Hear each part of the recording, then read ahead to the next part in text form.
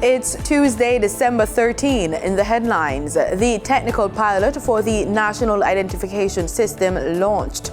Regionally, International Network of Women in Business kicks off in Belize City. Internationally, US-Africa Summit kicks off in Washington. And in sports, we hear Jamaicans' opinions on which country will win the FIFA World Cup 2022. This is the news on PBC Jamaica. I'm Simone Absalom Gale.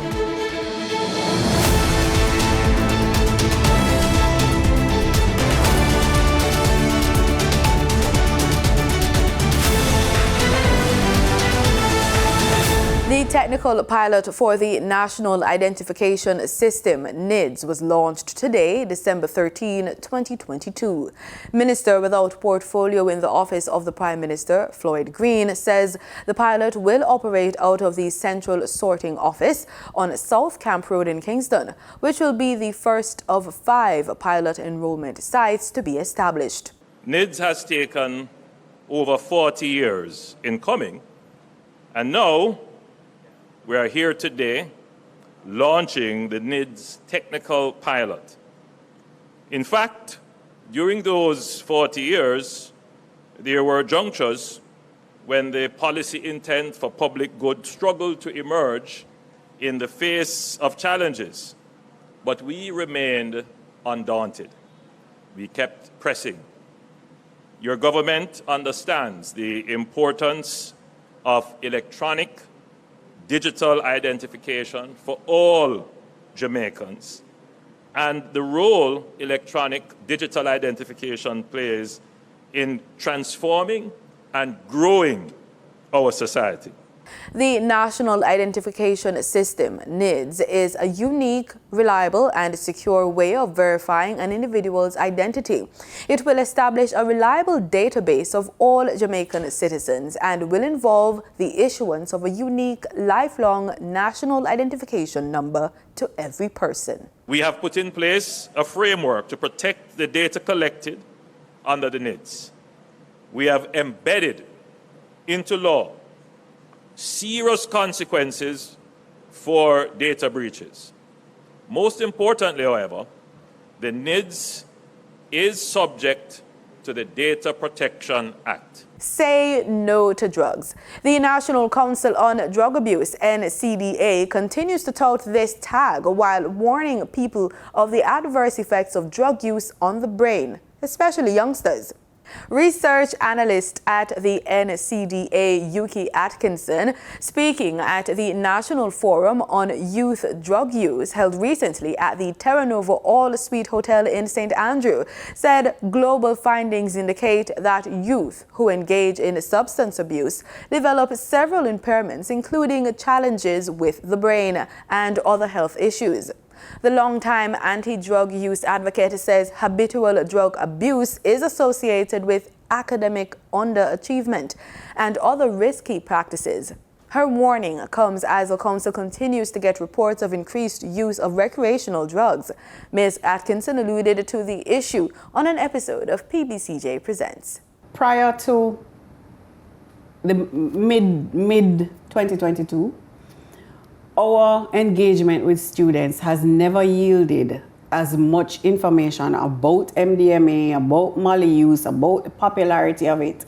They were able to tell us. We did focus group discussions across the island in May, and our students across the island were able to articulate what Molly looks like, how to get it, what it does to people, what they see people doing it, their friends who use it. I mean, the knowledge was so in-depth that it indicates that it is definitely much more popular. The NCDA is an agency of the Ministry of Health and Wellness. Its mission is to make Jamaica a better place to live through the elimination of legal and illicit substance misuse by delivering research-driven public education, prevention and treatment programs. 'Tis the season of fun activities and shopping, but Senior Superintendent of Police Stephanie Lindsay is cautioning us to be security conscious while we enjoy the Yuletide season. So if you're shopping online, we want you to be extra careful because we know, similarly to how we have persons who are physically trying to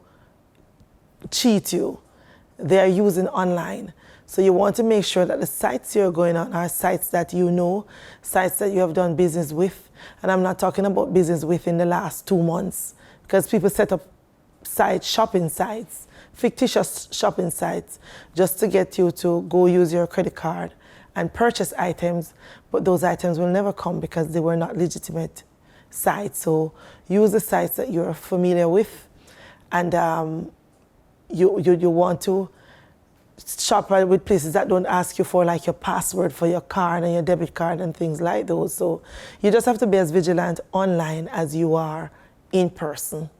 This week on Living Healthy, we focus on postpartum depression. It is the most common complication of pregnancy and affects 15% of mothers. Obstetrician and gynecologist at the Georgetown Public Hospital, Dr. Padmini Singh, explains how family members can spot the signs after their loved ones give birth.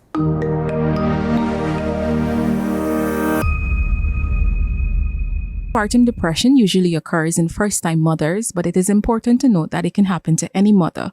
Postpartum depression is a mix of physical, emotional, and behavioral changes that happen after giving birth. If the depression goes on, it could cause her to have thoughts of like harming herself or the baby as well. So this is like a severe form. If this is not treated, it goes on to become postpartum psychosis. This is the form where the mom might now decide to take actions on the thoughts that she would have had. According to Dr. Singh, the mother can start to see things, hear voices, and may attempt to harm herself or her baby. It's very, very important to understand that postpartum depression is actually one of the most common complications of childbirth, and it accounts for over approximately 15% of pregnant women. Other factors that can contribute to postpartum depression are women who would have been diagnosed with depression before getting pregnant, and unplanned pregnancy, complications, and little or no support after delivering a baby can also lead to depression. So there is a screening tool called the Edinburgh screening tool, and it's a tool that consists of 10 questions. So basically, like, you can ask patients in the postpartum period these 10 questions, and then based on the scoring that they're given, you can tell like what index of suspicion you have for depression in them. At the postpartum clinic here at GPHC, the moms are usually encouraged to come back for a 6-week visit, and at that time we do speak to them about these kind of things. The nurses also in the ward, they do speak about what to expect with having a new baby and how to deal with these kinds of things. Here is what family or friends can look for in a mother who recently delivered her baby. Depression starts almost immediately as baby is born, or as soon as probably 1 week into delivering the baby. So the family should be alert and look out for these signs that I mentioned: crying, the inability to sleep, the unable to care for baby, feeling that she's not bonding with the baby, having thoughts of harming herself or the baby, having thoughts of worthlessness, these kinds of things. In the business report, TAJ says fourth quarter taxes are due. We have that information plus your usual market updates from Danita Rodney.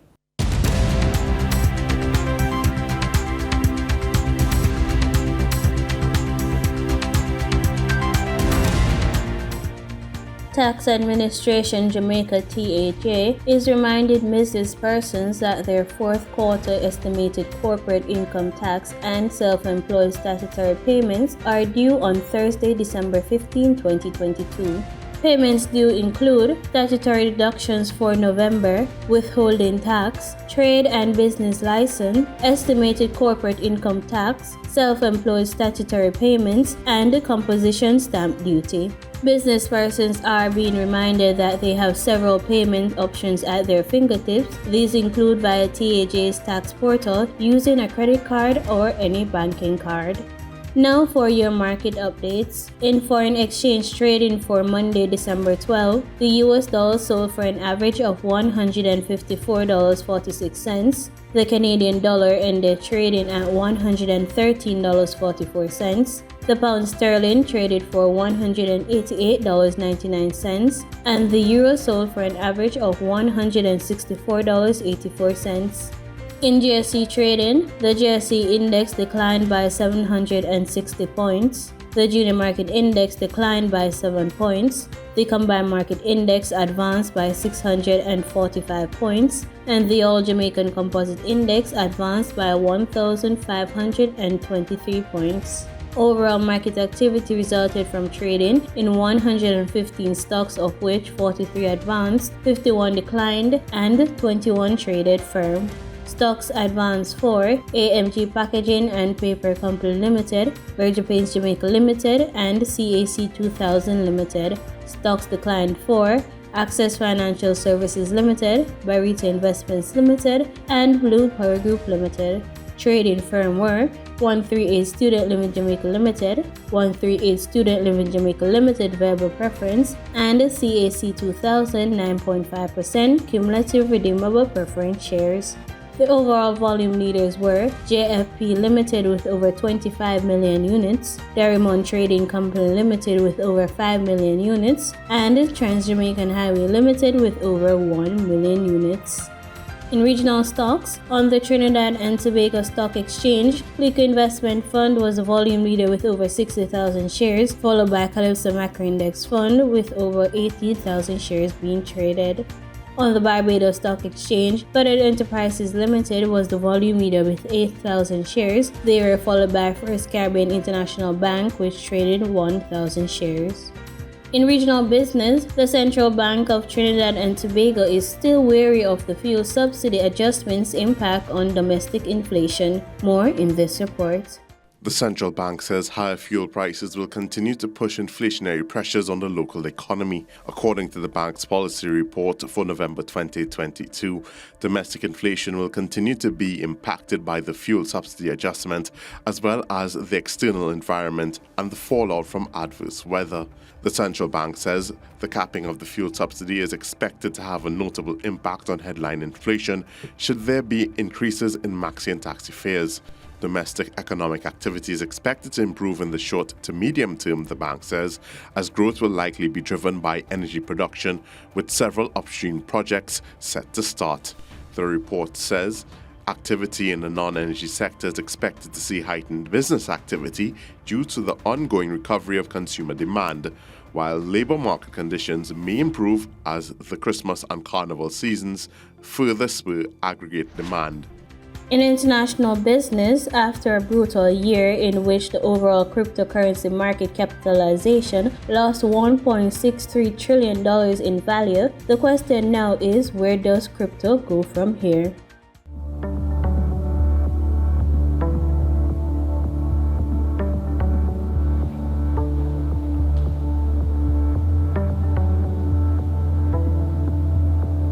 Crypto as an industry is approaching a decision point where it needs to start to figure out what its applications are beyond being a purely speculative casino asset, which is what it has morphed into, right? A chip in a casino, a form of gambling.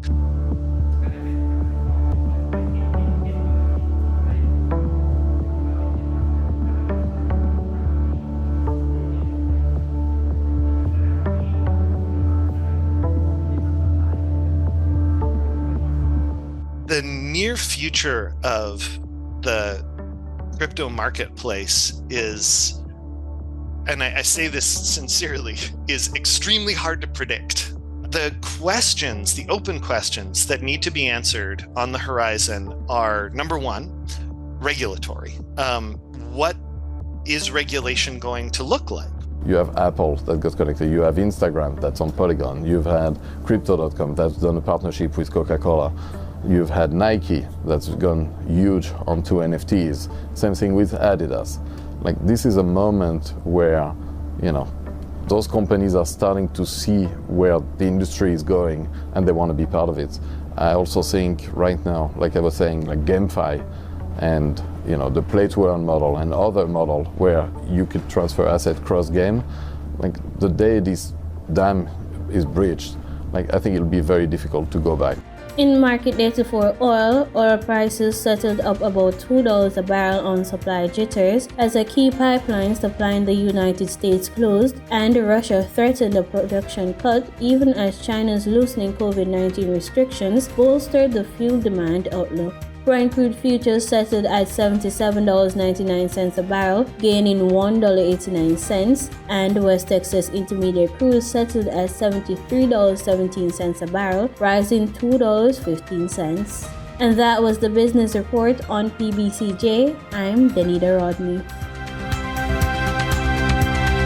In regional news, on Monday, the International Network of Women in Business was officially launched in Belize City. The organization took the opportunity to recruit female entrepreneurs who are interested in networking opportunities with their Belizean-owned companies, as well as entrepreneurs in Guatemala and beyond. News 5's Dwayne Moody reports.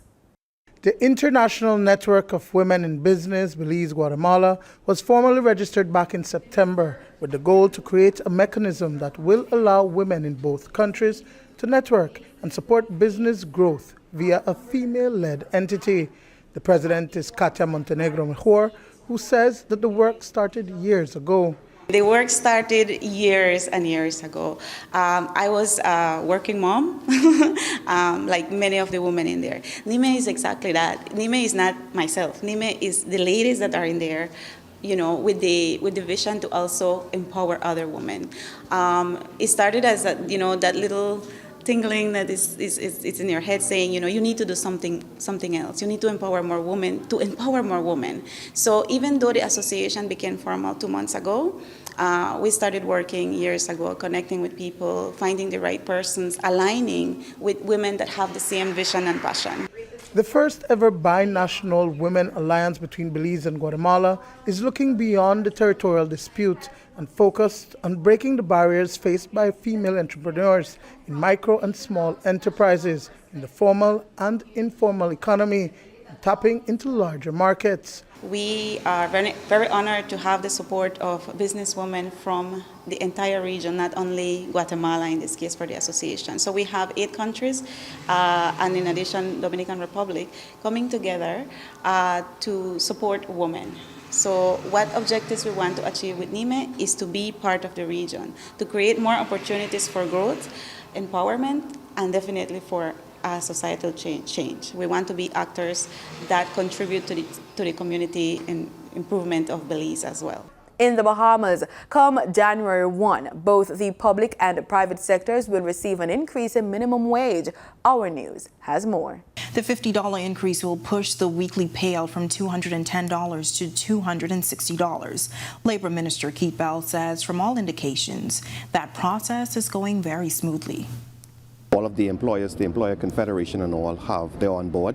Certainly, as you would be aware, the government, the public service has already gotten their increase. And so we're very pleased with what we have achieved. We told the people that once elected, we would increase minimum wage, and that is done. As a matter of fact, I can even take it further. We're now moving into the direction of moving to the livable wage. And so today I have a meeting with the department heads, the Department of Labor, to discuss this, where we at the start of actually educating everybody and ensuring that we get the employers on board as quickly as possible so we get the dialogue going. In Barbados, local health authorities are issuing a word of caution about the spread of COVID-19 and other respiratory illnesses. Chief Medical Officer Dr. Kenneth George says the ministry is worried about current positivity rates, especially now into the Christmas season. The information reaching us from the epidemiology unit shows that we still have some challenges with respect to respiratory disease and COVID in Barbados. The positivity rate is just below 20%, and the R effective is above 1. And those two metrics together indicate that we are still having COVID spread in our communities. In addition, what we also know is that the number of persons coming to be tested has fallen off, and therefore the number of persons having COVID within our communities is maybe not a true reflection of what it really is. of those few individuals who were hospitalized, they are having milder forms of illness. We unfortunately, within the last 7 days, have had a single death. And we continue to monitor hospitalizations and death as a metrics to determine how severe infections are. So we will continue to work with the population. Many of you know what are the preventative measures. I'm not here to dampen your Christmas in any way, but we are here to let you know that there are still simple things that you can do to prevent sickness and illness. In international news, the Biden administration is hoping to rekindle America's relationship with Africa during the second U.S.-Africa Leaders Summit, which begins on Tuesday. The United States hopes to court African nations while sidestepping China, which is rapidly expanding its footprints across the continent. Al Jazeera has more. When American President Barack Obama hosted African leaders at the first U.S.-Africa Summit in 2014, many believed it was a great chance for the United States to strengthen its trade ties with the continent and reaffirm political commitments. But in the end, business opportunities turned mostly into a photo opportunity. At a distribution warehouse in Johannesburg for American-owned company John Deere, which manufactures, among other things, agricultural equipment, team members are more hopeful about the second summit. It's going to allow dialogue around the opportunities, the benefits that are currently the companies currently delivering in Africa, and also, most importantly, highlight the challenges to our African leaders that our people on the ground, our customers, our farmers are currently facing. The big question now, just how much can 3 days of meetings accomplish? According to the U.S. State Department, South Africa is America's biggest trade partner on the continent, with goods worth $21 billion exchanged last year. Economists here are optimistic about the potential of strengthening that relationship during the summit. They say the market here is ready for more trade with the U.S., but they also warn that South Africa will have to tread carefully. That's due mostly to China and, to a lesser degree, Russia, at a time of great geopolitical tensions between those countries and the United States. As part of BRICS, a grouping of the major emerging economies of Brazil, Russia, India, China, and South Africa, the South African government would not want to alienate either Beijing or Moscow, as it seeks even warmer ties with Washington. International relations professor Gilbert Kadiagala says during this summit, China will most definitely be the elephant in the room. China has made a lot of inroads in Africa, particularly in infrastructure and engaging with a lot of African countries. China is Africa's largest two-way trading partner. In 2021, that value of trade hit $254 billion. And while U.S. President Joe Biden's administration is concerned about China's growing footprint in Africa, American officials continue to insist African nations should not be forced to pick sides. The United States will not dictate Africa's choices. Neither should anyone else. The right to make these choices belongs to Africans, and Africans alone. A diplomatic tightrope to be sure, but one the U.S. hopes can be navigated successfully.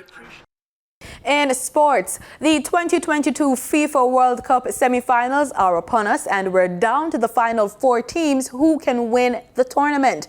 It will either be Argentina winning a 3rd title, France becoming the first repeat champions since Brazil in 1962. The competition could also end with Morocco or Croatia winning their first crown and entering the elite group of countries to claim the title. So which team will come out victor in the Qatar FIFA World Cup 2022? We take to the streets to hear what Jamaicans are thinking. Definitely Argentina. Why? Well, not because they're my side. I am supporting them wholeheartedly, right? From the beginning, they have always been my side. But I think they're blossoming in after each game, and I definitely feel that they have the ability and the potential to win this thing outright. World Cup over, you know. Brazil gone home, you know, to the fullest from first World Cup to the second one. Brazil, we say. Yeah, man, I won the from last year when we get beat, man. I'm saying right now, World Cup is over.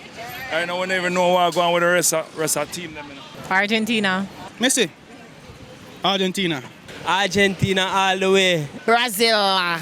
All the way, Brazil. But them gone Japan, them can France. France, I'm carrying. Because my team gone home, Brazil. But to me, still, Mama, I tell you the truth. To me, it look like a France and Argentina go head to head. Trinidad and Tobago got the better of Guyana in the first of 4 matches in the Under-13 Goodwill Series that commenced Sunday at the National Stadium in Providence. The 40-over clash was reduced to 31 overs after a 2-hour interruption due to rain. However, the visitors still won by 9 wickets on the DLS method. How you feel about defeating Guyana's opening encounter? I feel really great coming into this game. We were hyped up. We were really excited. Obviously, this is a new area for us to play on. The pitch is new. The field new. We don't really know much about here. That's why we decided to bowl first, see how the pitch playing, that sort of stuff. Coming out of this win, I feel very confident going into the next match. I wouldn't say too overconfident, but I'm open to repeat the performance once more. Tell me what the kind of preparation you guys are doing in Trinidad. I know you had a lot of rain, but tell me the work you've been doing with coach to get ready for this 4-match series. Well, most of our training were indoors. We did a lot of fitness, stretching, those sort of stuff. And we did a lot of quick singles. As you can see, we did that a lot here today. And yeah. If you could pin one thing you could look to improve on ahead of the other 3 matches, what would it be? I think we could improve on the fielding a little bit. You know, there was some slip-ups there. But other than that, I think we performed great. First time representing Guyana, how would you rate your performance today? I think I could have done better in my batting. I think I could have contributed more in my batting, yeah. And you overall for the team, you guys didn't win today, but what some areas you guys can work on to maybe win the second match? I think one thing that we could work on is taking more chances in the top order. I think the top order took a little bit more slow and then it pressured the back end and we didn't have nobody to hold the innings. And tell me about the work you guys have been doing before this series to be best prepared to face the Trinidadians. I haven't done a lot because I had to come for Esquibo for Guyana trials. But I don't know about the other boys, but me, I think that I've tried to get back in shape, and I hope I'm in shape. But throughout tomorrow, since we have a rest day, or today, we'll have some good practice and training and get back to beat these guys. And you're confident in that come the next match, you can maybe level the series? I hope so. I hope that we could level the series, or probably win the series, most likely. All right, best of luck. Thank you. And that's the news on PBCJ. Thanks so much for watching.